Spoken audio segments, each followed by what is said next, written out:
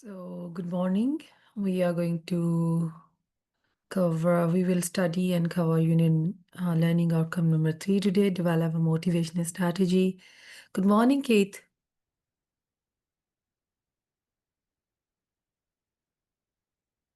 Hello, Keith.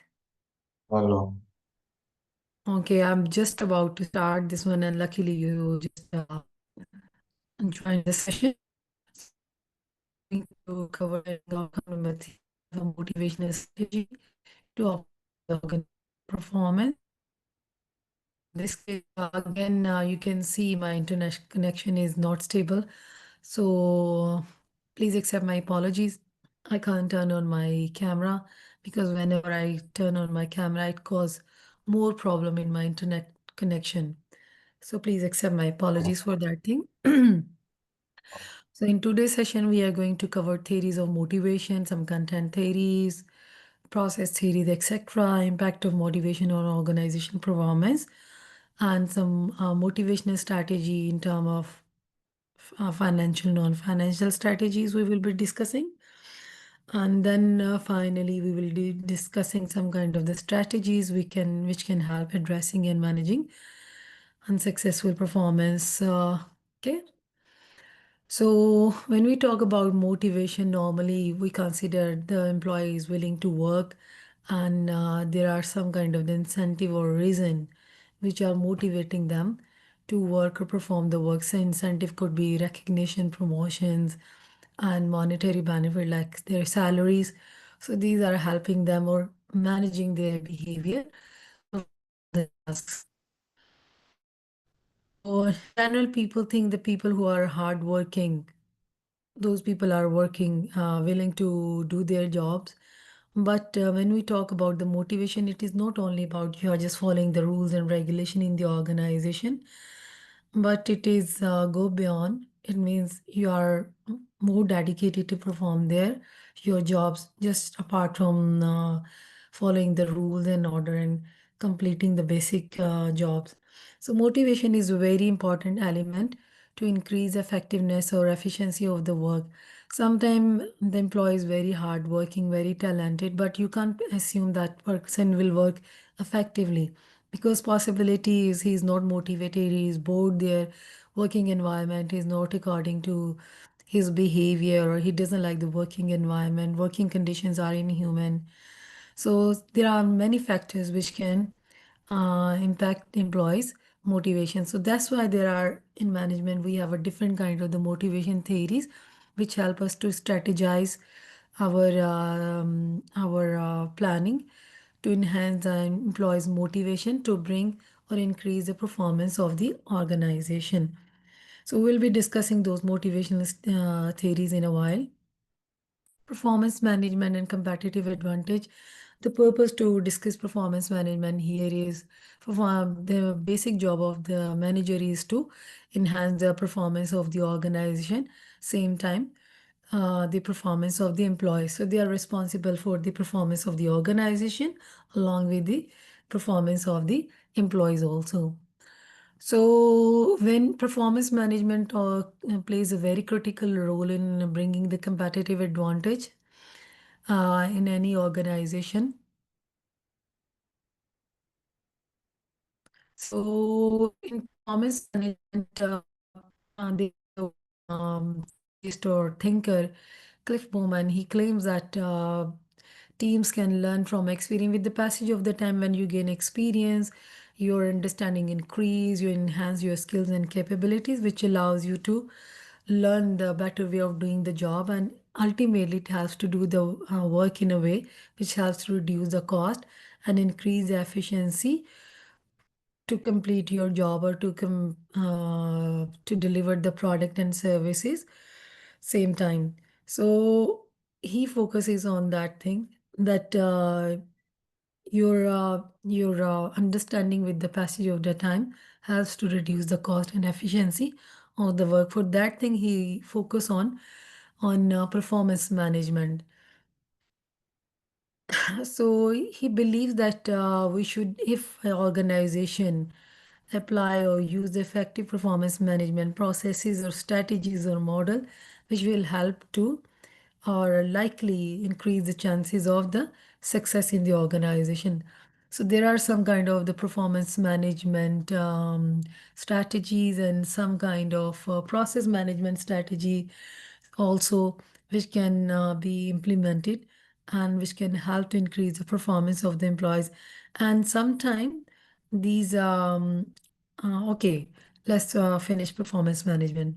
I will not confuse with the process management. So when we are talking about the performance management, it is very important. You need to consider the external environment. So in external environment, you are considering external environment, like pest analysis model. You are talking, you can consider the position of your organization, what kind of the best practices are used in the industry, not in your own organization. You need to consider what kind of the best practices are used by your competitor. You need to consider stakeholder expectations if they are changing how you are dealing with them. So external environment is very important because loads of changes are happening in external environment. So you need to consider external environment. If you are not considering the external environment factor, then if you are just focusing on internal environment and trying to bring the changes, so because you are completely ignoring environment strategies according to them. So this whole exercise is going to be a very futile and useless exercise. So it is very important whenever you are bringing the change in your organization internally, or you are focusing or addressing internal changes or external changes, just ensure all your changes are aligned to the vision or goals of the organization. So your all improvement, your all action, your all strategies are aligned with the strategic goals or aligned with the vision and mission of the organization. For example, you are implementing the new processes or redesigning the processes to reduce the cost. So you need to ensure that it is aligned with the goals and vision of your organization. So in this case, then your vision should be a cost leadership, and then your processes are also helping to reduce the cost of your organization. So this is how you are going to make improving the performance management, and you are aligning your decision with your organization. Similarly, uh, okay, so there are some kind of the of theories, strategic motivational theories. As I have already explained, that there are some kind of the theories which can help us to enhance or increase the motivation of the employees. Ultimately, it will enhance the performance of the organization.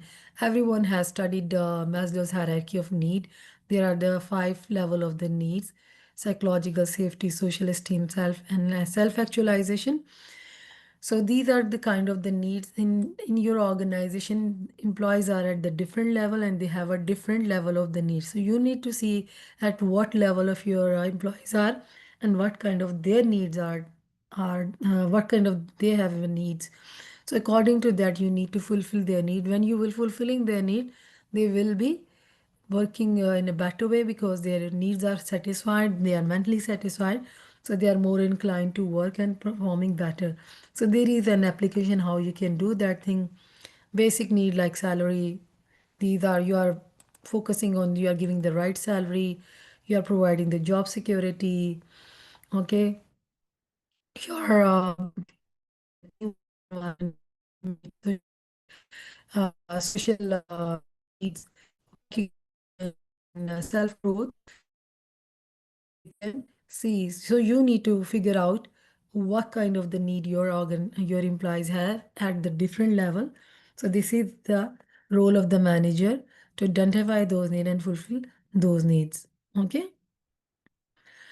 These are two-factor theory. In this theory, there are hygiene factors, salary and policies. These prevent dissatisfaction, and motivator factors are a different, like achievement and responsibility.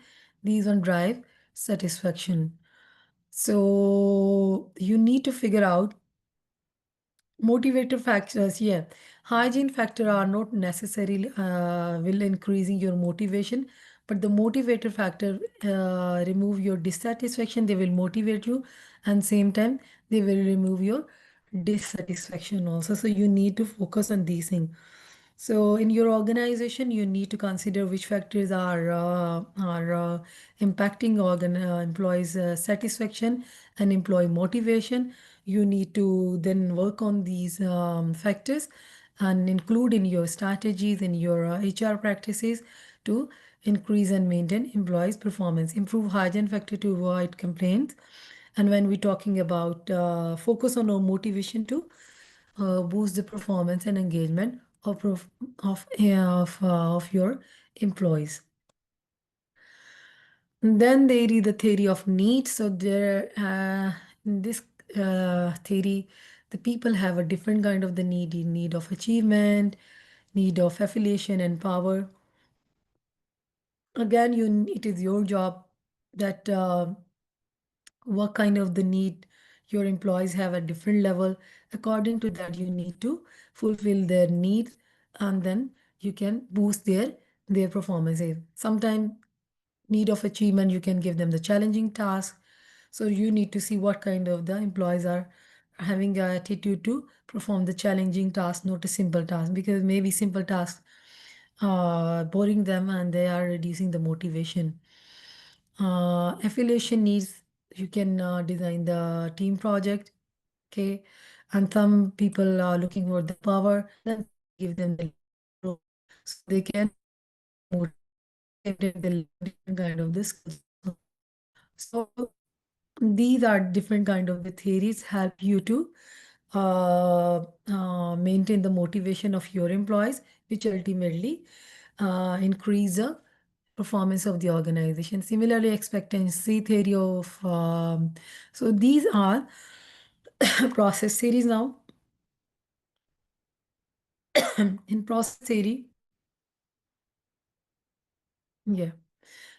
Your expectancy in terms of the result, what kind of the result you are expecting against your efforts, and then you are expecting the rewards against your expectancy. If your sales teams are thinking, if we are working hard increasing their sale, then they are expecting their the reward, the desired level of the reward according to their performance. That is called valence, value of reward to the result. So they are expecting that reward according to or according to the level of their efforts. So if their efforts are high, they are expecting the result will be or sales will be high, then they are expecting their performance or their bonuses or their commissions will be high, which will be motivate them to work harder in future. Equity theory, in this case, you just make a comparison of your effort against your result or your performance. Not only your effort against your result or output, but you are comparing your performance with other people. Maybe you two employees are performing the same job, doing the same effort, but the one employees are getting paid better, then the other employees will be demotivated and they will stop working harder because he's not perform or paying equally, or maybe he will start complaining about these issues. So manager can use this theory to ensure fairness in the pay, workload, and recognition. Goal setting theory, in this case, you are going to be you are looking for the challenging goals to lead a high performance, okay? So in this case, project management, for example, you are setting clear and challenging goals, and then you're looking for regular feedback, because regular feedback gives you the constructive feedback and it provides you the way of how you can improve your performance, and the employees get motivated to improve performance based on the based on constructive feedback. And in this case, your goals are very clear and you are committed to perform or to achieve those goals. So this thing help you to motivate your employee to work in the clear direction, because their goals are not vague, they are very clear. And the continuous feedback give them the constructive feedback to perform better. Theory X, Theory Y, we have already discussed in the previous session. We are now going to cover this one here. Content theories and process theories and these motivational leadership and management theory, links, they were not working. That's why I have included these series in my slides. I will share these slides with you, and I have explained them briefly. So there are some kind of other strategies also, non-financial and financial strategies, which can help to motivate employees and steer their behaviors. So some kind of the financial methods are, you are going to pay them time rate, mean hourly or per day wages, or per hour or per day wages. So through this one, you are paying to employees, and you can enhance their performance and motivate to work with them. In per piece rate, they are paid per item, whatever they are producing. They are paying according to that. If they are producing more, they will be paid higher according to the number of the units. So commission based, people are paid a percentage of the value of their sales. Performance related pay. So if their performance is they reach to a certain standard, and if they are achieving certain target, their pay will raise. You are paying the bonus, additional amount on top of their basic salary. The bonus is also uh, enhance the employee's motivation to perform better. Okay. Your salary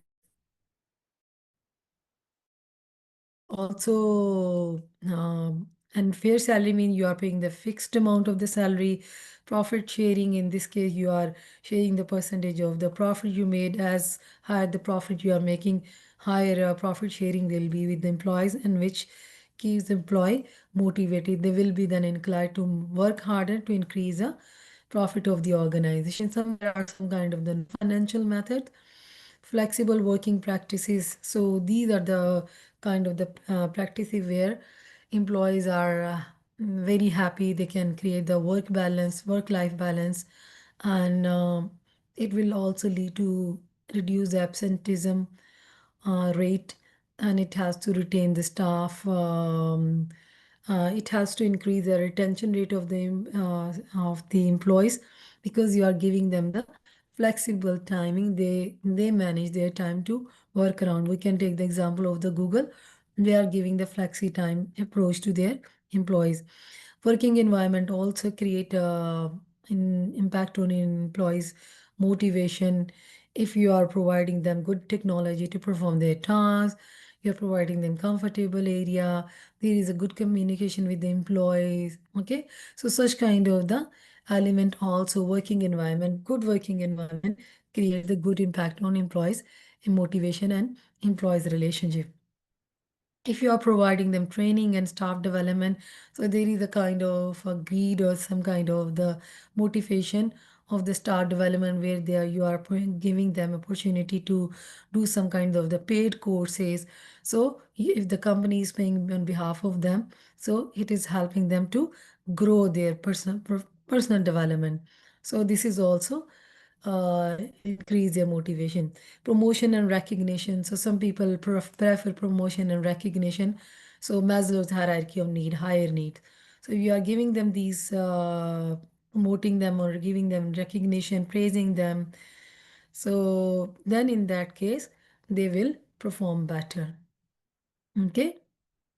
There are some kind of fringe and benefit. Job enrichment means you are giving the increased responsibility. Some employees, they want to work more and more. They want greater responsibilities, and they want enhance their school skills through greater responsibility. So you need to see those employees, give them the greater responsibility to remain the motivated. Job rotation. Sometimes you are moving them in the department to different workstations, so they can acquire a range of skills.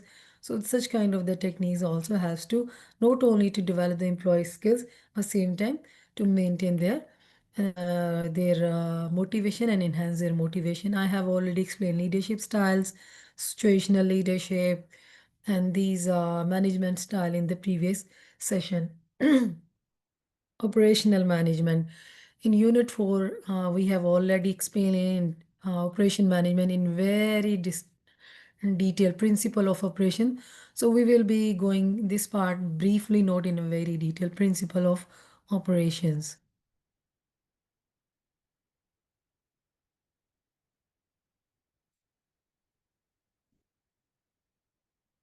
So if we talk about the operation management, it is also a discipline of management. It is a part of the management because managers are responsible for the performance of the whole organization, and operations department is a part of the organization, main part where you are producing the product and services. Okay. So in operation management, uh, you are managing the processes, label or labor and information into outputs like good and services. So that's why we are discussing operations management here. So in this case, managers try to handle this department in most efficient and effective ways. So they try to decrease the cost, they try to increase the performance and efficiency, to increase the profitability of the organization, and same time increasing the profit of the organization and competitive advantage of the organization. So it is talking about mainly the design, operations, and improvement of the whole system, operation side system that creates and deliver the firm's primary product and services. So this side is mainly focusing on the production of products and services department. This diagram we have already discussed in past in operation management. You guys can recall these one. Each element was discussed in very detail in operation management. So to enhance the the performance of operations department, they use different kind of the techniques. These techniques are not only enhancing the performance of your processes, but in some cases, the employees' involvement is also there, which also helps to increase the motivation of the employees also, because you are including you are including and facilitating the participation of the employees, which also lead to the motivation of the employees to perform better. So if we talk about the Six Sigma approach. It is a statistical strategy. You use the statistical methods and formulas to perform better. And in this case, you are just trying to focus on first identifying the defects, what kind of the defects are in your production processes, and then you try to find the ways removing them from the processes of the product. Note you are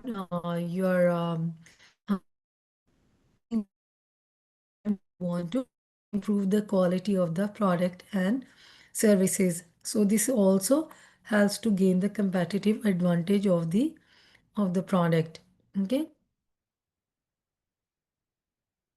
So when we talk about the defect is defined uh, as any process or output that doesn't meet customer specification. If your products are not according to the customer demand, then we consider that it is a defective product. And sometimes there is a product specification according to the product design. If it is not meeting the product design specification, we again consider it is a defective product. So there are the different kind of the things. So there are different kind of the statistical measures and method which can help to evaluate the process and identify those defects and remove those defects.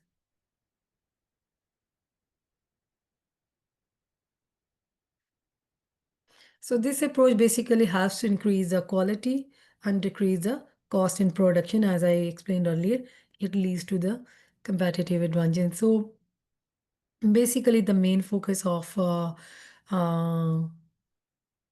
so it was developed by this company Motorola, and this approach mainly focus on these things. They want to eliminate waste, rework, and mistakes. when you are working on the defects. So definitely it will have to reduce the waste of time, the waste of raw material. When your product of high quality, definitely it is meeting customer requirement, then it will increase customer satisfaction.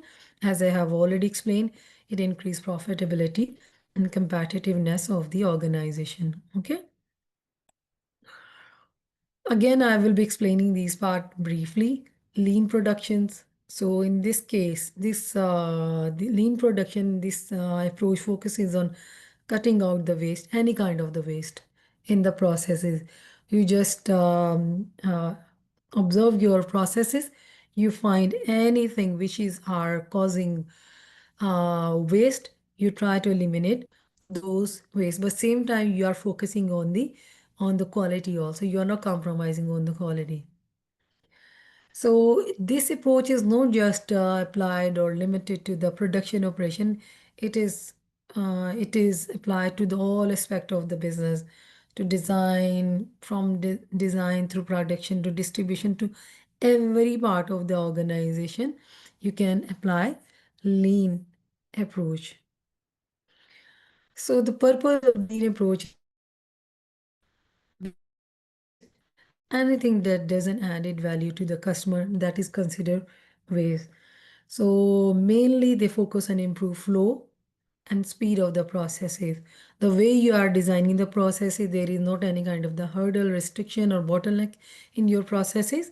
Your work is going in a very smooth way. Same time you are increasing the speed. Then you focus on customer value. You try to reduce delays, because if your processes are smooth, your production is done on the time. It has to reduce overproduction. It has you to maintain right level of inventory. For example, let's take the example. If we are using in logistic or healthcare to shorten waiting time and reduce unnecessary steps. So lean approach will help you there to reduce the unnecessary step, because it will eliminating waste in terms of reducing the unnecessary steps there. Okay. So then there is the just-in-time approach also. Just-in-time approach is helping to maintain your inventory level.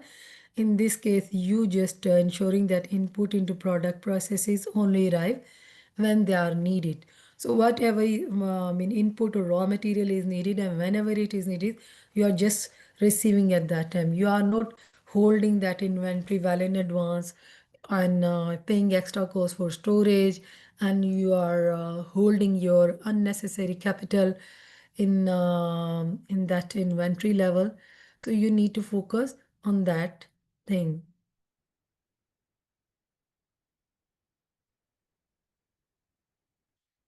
So whenever you need these raw material, you are just ordering at that time. So in this case, it is very important you are using specialized kind of the software which are connecting your production department with the supplier. So the supplier directly can see whenever your stock level are reducing, then they can supply more raw material. So it is delivered whenever it is required. And but in this case, you should have a very good relationship with your suppliers. Okay. They give and work on this on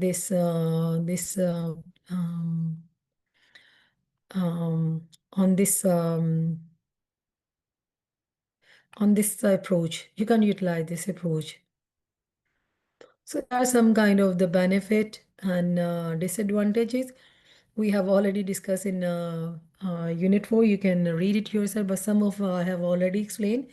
You are not paying extra money for storage. You are not stocking your capital, holding extra inventory. Okay, so you can utilize that money or for some other purposes. But the same time, disadvantages could be if you don't have any good collaboration with your supplier. Maybe your productions can be delayed, and you can suffer through the losses. So yeah, at the same time, if you don't have using any softwares there, then there could be the problem. And if there are any kind of the glitches in the software, then also it can delay your productions. So you need to consider the benefits and drawbacks of GIT and try to try to address those disadvantages. Then the Kaizen's approach is basically continuous improvement. So it doesn't focus on the radical improvement or the big change in the organization, but they are focusing incremental and small changes over the period of the time. So that's why we call continuous improvement. So it is, I think so sometimes it is very helpful in the culture perspective. When you are bring the slow change, it is easy to implement. When you bring the big change, then maybe you can face the resistance from the employees, from the manager. So continuous improvement or Kaizen approach is very good approach in terms of implementing the change from the culture perspective. In terms of investment, you don't need to pay extra investment or high investment in one go. Okay, so you don't need to put the major capital or investment in those processes, because you are, with the passage of the time, you are making the small improvement and which require the small capital. I have told about the cultural perspective. And as I have already discussed, sometimes these approaches not only increasing the application of these approaches, not only increasing the performance of the organization, but it also increasing the performance of the employees also, because you are trying to encourage employees participation, you are giving them the ownership, so they feel motivated in that case, they feel the part of the organization, they feel the kind of the recognition, the, then increase their motivation, and it has their team working also. So in Kaizen approach, because employees are working closer to the work day in day out, they better understand the task, and they can figure out and they can give the opinion how they can improve the way of doing the task, and maybe they can identify which part of the task are wasting time, wasting material, and it has to reduce the waste in the task. Okay. So it has to analyze the task in detail and to improve the task in detail. Then there is a queuing theory, as the name is explaining itself. It is related to the queue. Any processes which are in the queue, they help to improve those operation or those processes. So if we talk about the queuing theories, so queuing theory is the mathematical study of waiting lines or waiting queues. So you use mathematical methods there. So basically, this theory has to analyze situation where people, data, or items waiting or for surveys. So anything, it could be people, it could be data, it could be item, which are waiting for the service but waiting in the queue. So it has or tells how to manage the system efficiently. So in this theory, the key element is arrival time, how fast people or item arrives in the queue, service rate, how fast they are served, okay, number of server, how many people or how many stations are there to serve these people, okay, and the queue discipline, you are just designing some kind of the discipline for the people of the people are in the queue, so who will be served first. So maybe you are using the FIFO method, first in, first out, first come, first served approach. So in queuing theory, basically, the purpose of the queuing theory is we try to minimize waiting time, improve service efficiency, optimize resource use, staff, and machines. So mostly these kind of the methods are, this theory is used in banks, in retail store where people are working for the post machine, in hotels and restaurant. So such kind of theory has to improve the performance of these industries.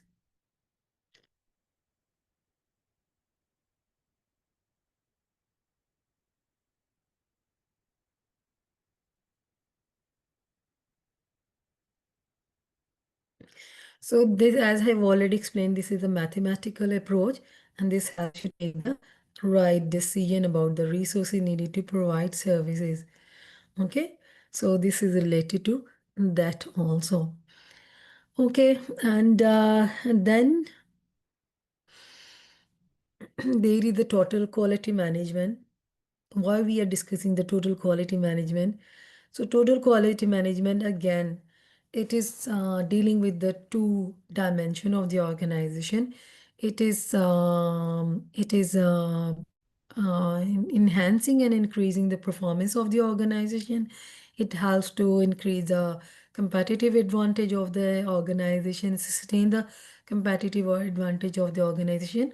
Same time, it helps or by the commitment and motivation of of the workforce or of people of the organization from all level of the organization. How we're gonna discuss that thing. So when we talk about the total quality management, this approach was originated from the Japan, uh, say in 1950. So the basic and fundamental focus is to gain 100% quality, which is acceptable. So they want to do the thing right in the first time. They don't want to improve the things, but their focus is from first time they should the things should be done in the right way. They want to increase so the basically maybe initially when you want to work and you are working on total quality management, maybe you need to spend on infrastructure, you need to bring the changes in your production processes. So maybe that cost is it will increase your cost because you're installing processes,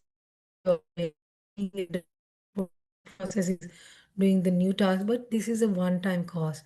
But in the future, then it helps you to decrease the cost, external cost in term of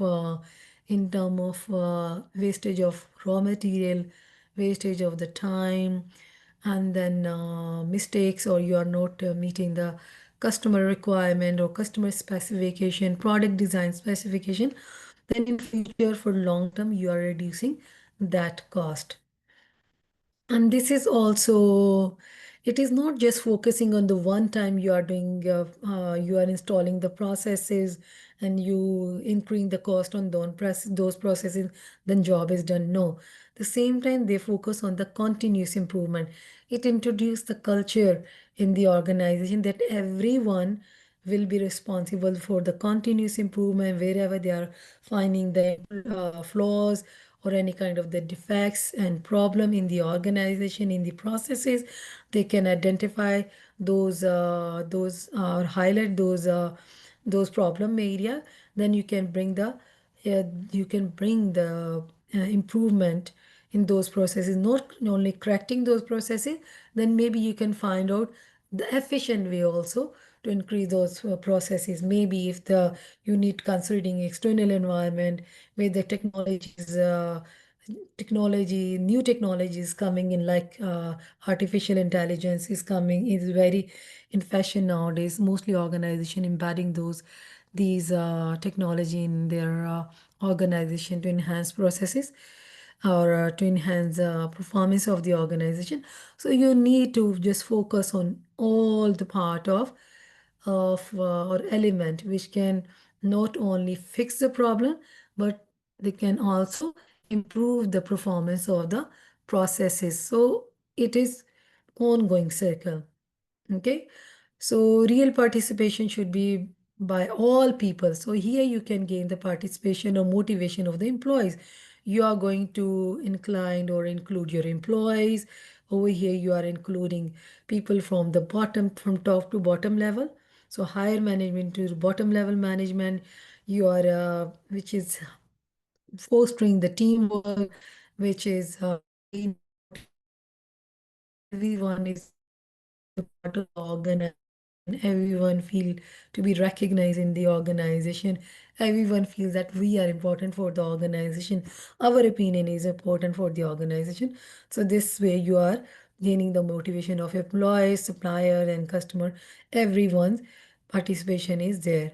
Okay, so you need to include or keep all in a loop of communication. Management commitment is also very important, or managerial role is very important there. They need to encourage everyone else to be the quality conscious. So they need to enforce the culture of quality improvement and the continuous improvement of the quality. This is their their job. They can use different kind of the commitment through the recognition, through appraisal of the people. So they can encourage people. So they can use different kind of the strategies. We have already discussed many motivational strategy at the beginning of the at the beginning of the lesson. So the key concept of the operation management is efficiency. Okay, through efficiency, you are focusing on cutting down the cost. Then effectiveness, you are creating the most value for the organization, doing the right things, error-free products, you are producing them. Then you are delivering the value quality divided by the prices. Okay, and then of course ultimately it will lead to the competitive advantage for the organization, which helps the organization to stay competitive and sustain in the market environment. So there is example of different kind of this of transformation, physical locational point of view, exchange perspective, storage, physiologically and informational way how you are going to do the transformation. Physical thing, you are doing the manufacturing. Local locational perspective, you are providing transportation. So there are many some other examples, you can read it yourself. So example of it is restaurants, automobile, and read it yourself. Okay, so now the last part is management by objective. What is management by objective?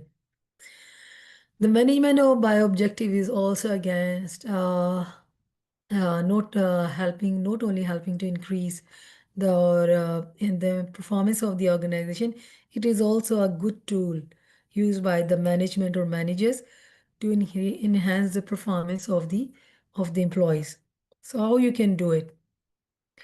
So when we talk the management by objective, it is basically a strategic management model, and mainly it helps to improve the performance of an organization by clearly defining objectives that are agreed upon by both management and employees. When management and employees both are in the process of agreeing on the objective, then they feel both parties are participating together.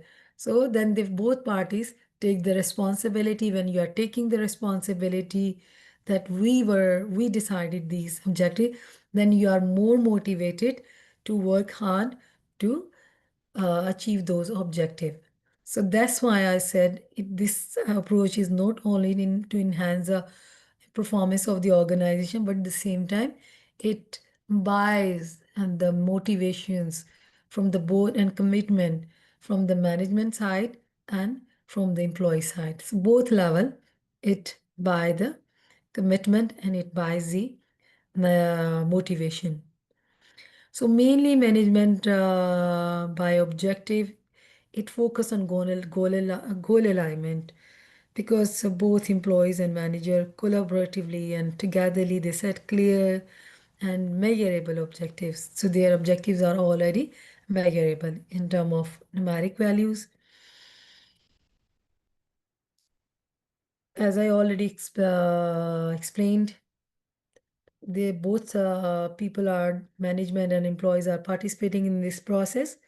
So it increases the motivation and commitment of management and employees. Then it helps to evaluate the performance. So it helps to manage the work on the performance management also. So you monitor the progress of the employees and you measure their performance against the defined objective. So you are managing the employees' performance also. then in this case, when you are evaluating their performance, it gives you an opportunity. You can regularly give them the constructive feedback and helping in adjusting objectives, and the same time improving their performance wherever they need a further training, further development course you are providing them.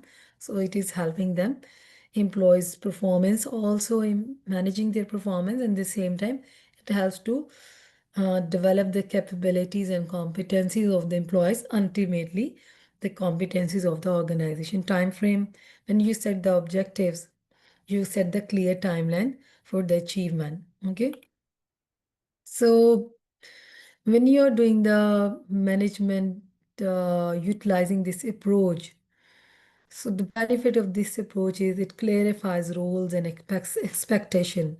Okay, everyone's expectations are clear, everyone's roles are clear. In this case, because manager and employees are working together, so it's increasing the communication, enhance the communication, which benefits in so there are not any kind of the miscommunication, misconception, and it enhances the workflow or smooth work. Through involvement, you are increasing employee motivation, and when everyone is part of the setting those objectives, then everyone is responsible for their performance, and they are ready for accountability. Okay, but when we talk about this thing, there are some kind of the drawback of management objective. Sometimes it is time consuming. Sometimes you are focusing too much on measuring objectives and neglecting qualitative aspects. So sometimes it is not compatible with the rapidly changing environment. Then you will changes are happening there, and then you keep just changing your objective, and you are mostly spending time on setting the objective. You are maybe overlooking the quality side. So when we are talking about these strategies or these theoretical knowledge is not enough. The manager, they need to use their human element also, their managerial skills also. They need to check in what kind of the organization structure they are working, in what kind of the organization they are working, what kind of the organization environment is, what is the nature of their organization, then what is the nature of their employees behavior and attitude.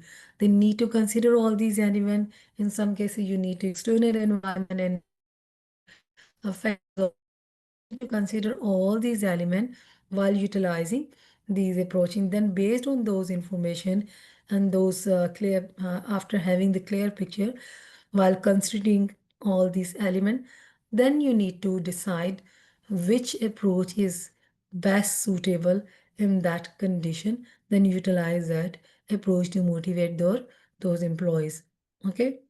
So some approaches are connected with the HR department. Some approaches are connected in the production processes or operation or department. But at the same time, they are connected with the employees' motivation also. So you need to consider which approaches are suitable for which department, but same time, they are helpful to enhance the organization performance, and the same time they are helpful to enhance the performance of the employees. So this is all we have discussed, all the part we have covered: theories of motivation, impact of motivation, organization performance, motivational strategies, and addressing and managing unsuccessful performance. So there were some kind of these things we have discussed in today's session. So we are done. Then again, it is very important you should start doing the reading. So I just recommend you to, from the beginning, just start doing the book reading. Journal articles are available on your Moodle, so just start consulting those resources also. These slides are not sufficient to gain the deeper understanding of the concept and to do your assignment. So Keith, do you have any question? We can spend last 10 minutes on question answer. I have no question. You have any question? But in case if you have any question, you can drop us email anytime. So on this email address, so we can reply you. Oh, Okay. one question. But we're done with LO2. Let me tell you about LO2. Let me stop this recording because otherwise our lecture gonna be very recording gonna be very long. Okay, so LO2